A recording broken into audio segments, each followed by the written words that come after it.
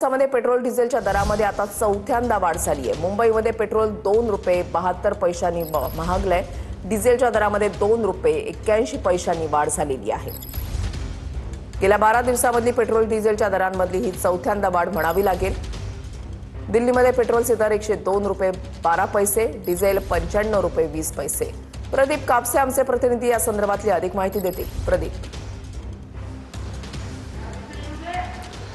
दिवसेंदिवस आपण पाहतो की पेट्रोल आणि डिझेलच्या दरामध्ये वाढ जी आहे ती होताना पाहायला मिळते। पुण्यामध्ये काल पेट्रोल जे आहे ते 108 रुपये पैशांवरती होतं, मात्र सध्या पेट्रोल जे आहे ते 111 रुपये 48 पैशांवरती पोहोचलेलं आहे।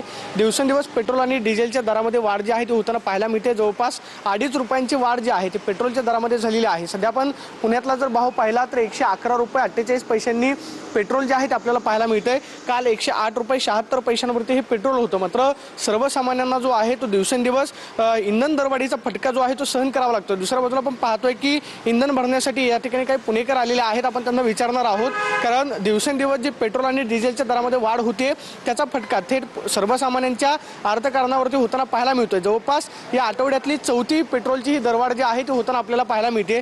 काका, दिवसेंदिवस पेट्रोल वाढत चाललंय, 2.5 रुपयांनी पेट्रोल वाढलं। आता आमची हालच व्हायला लागली ती गाडी वापरायची का ना आम्ही। चौथी वाढ आहे आतापर्यंतची आठवड्याची, 4 वेळेस पेट्रोल। हो 40 वाढ आता परवडणार आहे का हे सगळं? नाही ना। दुसरे देखील पुणेकर आहेत, आपण त्यांना विचारणार आहोत। काका, आतापर्यंतची ही चौथी दरवाढ आहे, पेट्रोलची दिवसेंदिवस दरवाढ होते, परवडणार आहे का? शक्य आहे का परवडणं? त्या प्रमाणात पगार वाढत नाही, उत्पन्नाचे स्रोत वाढत नाहीये, बेरोजगारी वाढत चाललेली आहे आणि इकडे महागाई वाढत चाललेली आहे। हे दोन्ही टोकाचं जे अंतर आहे ते भरून निघणार नाहीये। प्रदीप, बरोबर आहे, सर्वसामान्यांचा संताप आहे की उत्पन्न वाढत नाहीये, महागाई वाढत चाललेली आहे आणि पेट्रोलचे वाढणारे दर म्हणजे सर्वसामान्यांचं कंबरडच मुडणारे आहेत। धन्यवाद प्रदीप दिलेल्या सविस्तर माहितीसाठी।